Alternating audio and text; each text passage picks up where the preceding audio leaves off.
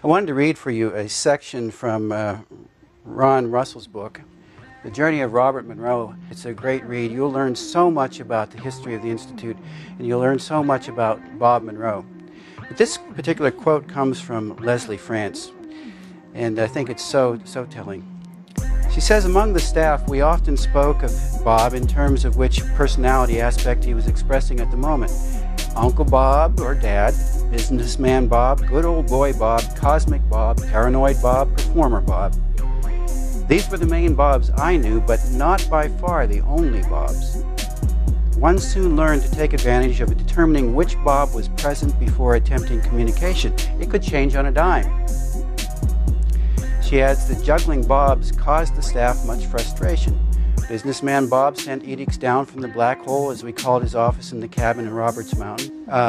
She described it as the personification of the 1950s ethic. Sly, hard, unemotional, in pursuit of the dollar. Some other Bob refuted the edicts, and paranoid Bob railed against the untrustworthiness of the staff who failed to follow the edicts.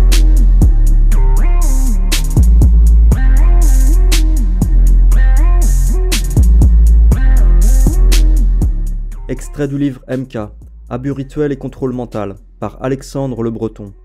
Extrait du chapitre 6, Traumatisme, dissociation et connexion aux autres dimensions. L'existence de ces fragments d'âme perdus dans un autre espace-temps a été validée par les expériences de voyage astral de Robert Monroe, le fondateur de l'Institut Monroe, créé en 1974 en Virginie aux États-Unis. C'était un homme d'affaires fortuné, qui possédait de nombreux médias et ayant lui-même vécu de nombreuses expériences de sortie hors du corps. Monroe est devenu un des spécialistes mondiaux du voyage astral. Le but initial de cet institut était de faire des recherches sur le remote viewing, la vision à distance. C'est aujourd'hui l'un des plus grands centres de recherche sur la sortie hors du corps, la relaxation, la méditation et les techniques de hemisync, synchronisation des hémisphères cérébraux par des fréquences sonores. Selon certains auteurs, l'Institut Monroe est également impliqué, probablement par la récupération de cet institut par la CIA, dans le contrôle mental basé sur les traumatismes. Les techniques de hemisync pouvant être utilisées pour travailler sur les hémisphères cérébraux dans les programmes MK de type Delta et Theta. Nous y reviendrons dans le chapitre suivant. Selon Andrija Puaric, Robert Monroe stimulait lui-même ses capacités pour le voyage astral, pour lequel il semblait avoir une certaine prédisposition. Peut-être en raison des traumatismes vécus dans son enfance. Un point commun aux personnes expérimentant des sorties astrales spontanées sont les traumatismes. Monroe a beaucoup écrit sur ses expériences de sortie hors du corps qui ont commencé en 1958. En 1994, il a publié le livre Ultimate Journey, le dernier voyage, dans lequel il décrit de profonds voyages hors de son corps durant lesquels il a parfois rencontré des âmes de personnes décédées. Monroe décrit ces entités comme étant confuses, désorientées, semblant prisonnières d'un espace-temps, d'une émotion et d'une mémoire particulière. Il les décrit comme étant des entités semi-conscientes, incapables de réaliser qu'elles sont mortes. Comme noté plus haut, la tradition Kahuna décrit ce type d'entité comme étant l'esprit conscient séparé de son esprit subconscient qui se retrouve alors comme une âme errante amnésique ayant besoin de se reconnecter à sa partie manquante pour accéder aux mémoires restauratrices. Monroe raconte également comment ces entités, ces âmes perdues, pouvaient parfois même être les siennes. Ce n'étaient donc pas que des âmes de personnes décédées, il s'agissait aussi de fragments d'âmes de personnes vivantes, dont les siens. Il rapporte dans son livre qu'il rencontrait parfois ce qui semblait être une autre partie de son propre esprit, des fragments perdus, qui semblaient être prisonniers du passé et incapables d'évoluer. Lorsqu'il rencontrait et qu'il délivrait ces fragments d'âme perdus, elles se réincorporaient dans son esprit à un niveau particulier, qu'il nomme le « moi ici ». Tout comme Lynn Shermer le décrit pour ses alters, il ramenait ces fragments d'âme perdus dans l'instant présent, dans notre espace-temps. Ces expériences qu'a vécues Monroe dans d'autres dimensions pourraient donc valider la tradition chamanique qui consiste à partir à la chasse aux âmes perdues lors d'un voyage astral pour récupérer les fragments de l'âme brisée d'une personne à guérir.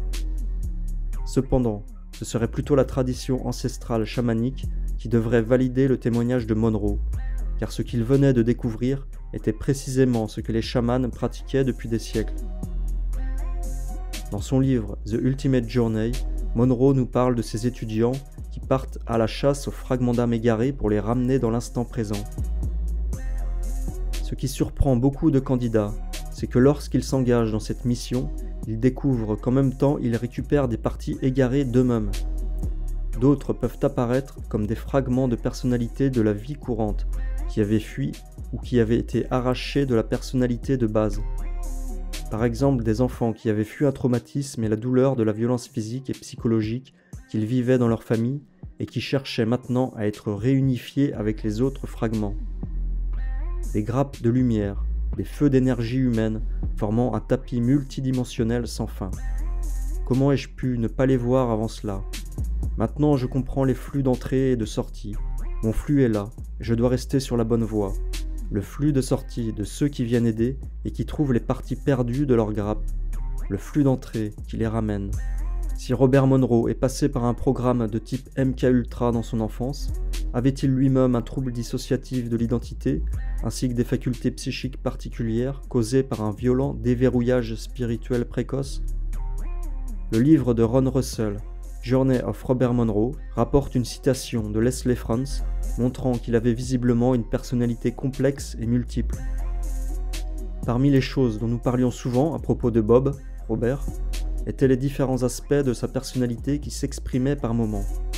Oncle Bob ou papa, Bob businessman, Bob le directeur, Bob le vieux gars, Bob cosmique, Bob parano, etc. C'étaient les principaux Bob que je connaissais, et c'était loin d'être les seuls.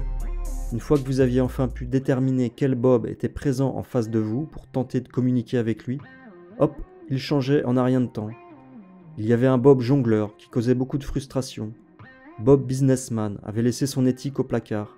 Il était dur et sans émotion. Certains autres Bob réfutaient le mal qu'il avait fait. Et Bob parano tentait de retrouver et de suivre une certaine éthique.